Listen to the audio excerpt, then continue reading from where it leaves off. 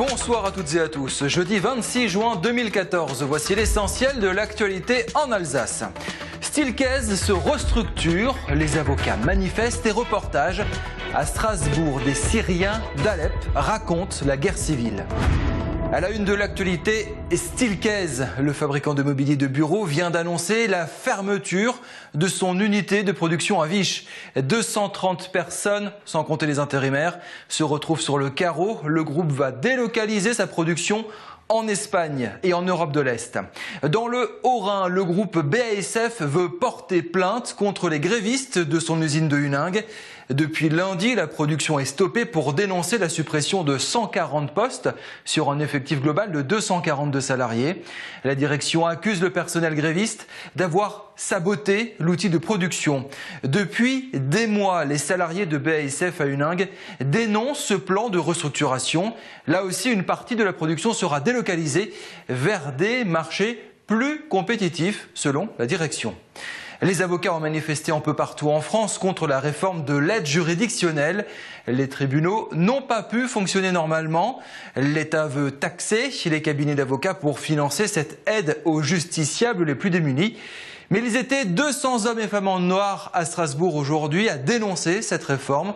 Le bâtonnier de l'ordre est interrogé par Anna Britz. Cette mobilisation est faite à la base, bien sûr, pour défendre l'accès des plus démunis à la justice, étant donné que les gouvernements successifs ont laissé se dégrader la situation de l'aide juridictionnelle. Il y a environ plus de 9 millions de Français qui sont éligibles à cette aide juridictionnelle et rien ne nous est proposé pour la réforme du système et pour son financement. Il n'y a eu aucune revalorisation depuis 2007. La garde des Sceaux nous a fait des promesses en début d'année en disant qu'elle ouvrait le dossier. Depuis 6 mois, nous n'avons eu aucun retour. Bien plus, il y a 18 mois que la profession d'avocat a fait des propositions pour le financement du système de l'aide juridictionnelle. Elles n'ont même pas été étudiées. Il appartient à un État démocratique, à un État de droit, de financer l'accès des plus démunis à l'aide juridictionnelle et donc à la justice et donc à l'avocat. Cela fait partie des droits qui sont prévus même par la Convention européenne des droits de l'homme et par la Charte des droits fondamentaux de l'Union européenne. Et ces droits, il ne suffit pas de les avoir sur le papier, il faut pouvoir les exercer effectivement. Le nouveau président ukrainien Poroshenko était en visite officielle à Strasbourg aujourd'hui. Il s'est rendu au Conseil de l'Europe pour évoquer l'avenir économique et social de son pays. Le président a détaillé son plan de paix et a appelé à un soutien de la communauté internationale pour mettre fin au conflit avec les séparatistes pro-russes. À noter, c'est sa toute première visite officielle d'État. Poroshenko l'a souhaité dans la capitale européenne, au Conseil de l'Europe. La guerre civile en Syrie continue de faire des centaines de morts entre opposants et partisans du régime de Bachar el-Assad. Une ville martyre est devenue le symbole de cette bataille, c'est Alep. Des Syriens d'Alep sont en ce moment à Strasbourg, ils témoignent. Reportage Anna Britz. 4 Syriens représentants de la ville d'Alep étaient de passage au Conseil de l'Europe et à la mairie de Strasbourg aujourd'hui pour témoigner de leur quotidien dans cette ville en proie à de nombreux affrontements et bombardements. Après avoir été reçue à Paris et au Parlement et au Sénat, la délégation syrienne est venue faire part de ses besoins. Nous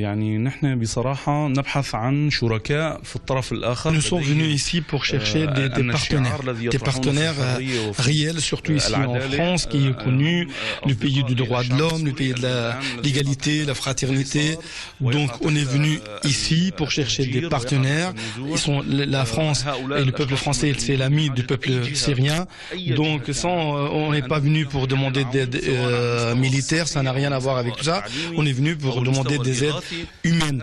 Parce que le peuple syrien inspire à en même valeur en fait du peuple français, la liberté et l'humanité, voilà, et la justice. تمحص الإنسان في الطرف المقابل هل هو Des besoins énormes et variés d'une ville à l'autre. À Alep, l'urgence est aux enfants et à l'éducation. L'association Alsace-Syrie collecte régulièrement des vêtements, nourriture, matériel médicalisé et fournitures scolaires. Nous allons faire tout ce qu'on peut pour mettre en place des cours pour les enfants, pour qu'ils soient protégés dans les caves. Malheureusement, le terme dans les caves, il a un sens ici quand même péjoratif, mais là-bas, on est obligé pour se protéger contre les bombardements de régime.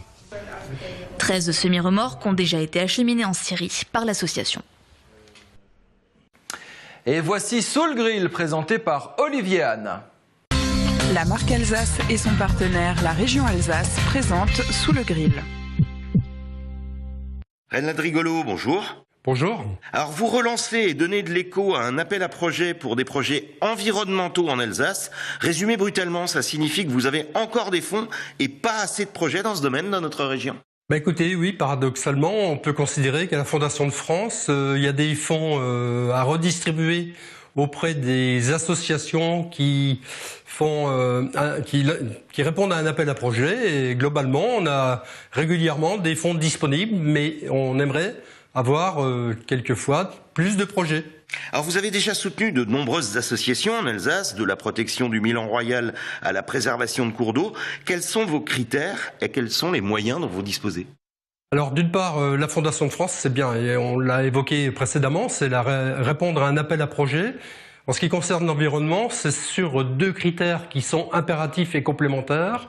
C'est d'une part la préservation de l'environnement au sens large du terme, et deuxièmement, c'est intégrer dans l'élaboration, la construction, la réalisation et le suivi du projet, la concertation territoriale, c'est-à-dire qu'on implique tous les acteurs, l'ensemble des acteurs, des bénéficiaires, voire des partenaires financiers, à la vie du projet.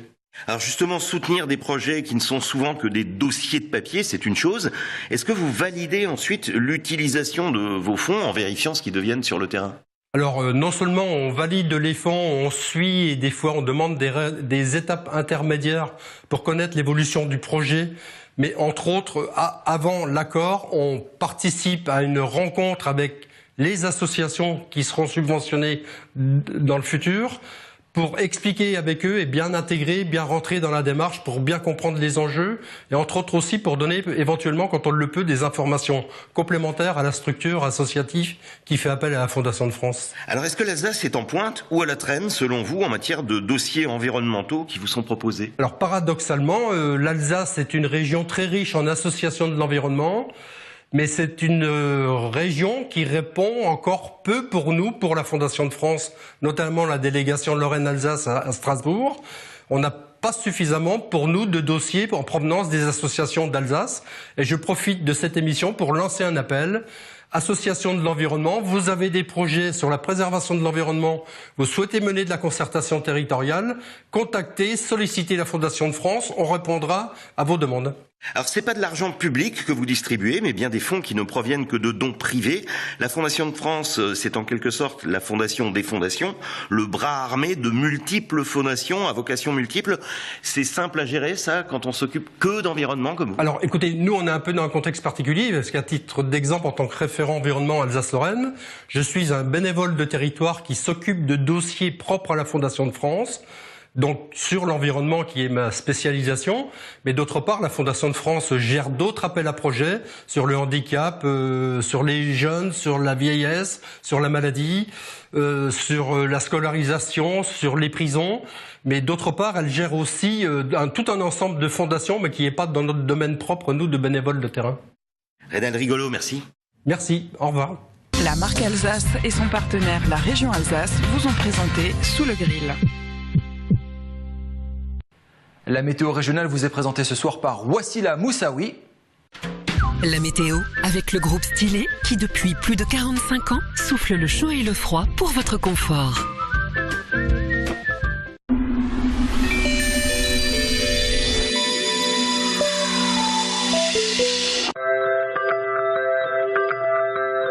Salut à tous et bienvenue sur Alsace 20. Beaucoup d'instabilité pour ce vendredi. On commence par la matinée avec un ciel légèrement couvert pour la majeure partie du territoire. Les températures le matin avec une moyenne de 14 degrés pour l'ensemble du territoire.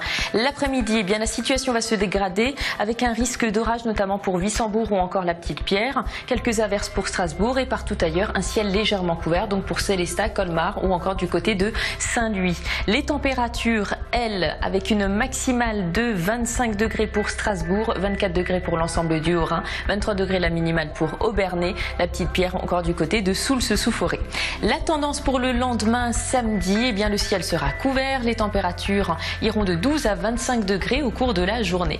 On termine par l'éphéméride de ce vendredi. Nous embrassons les Ferdinand. Le soleil se lèvera à 5h28 pour nous quitter à 21h35.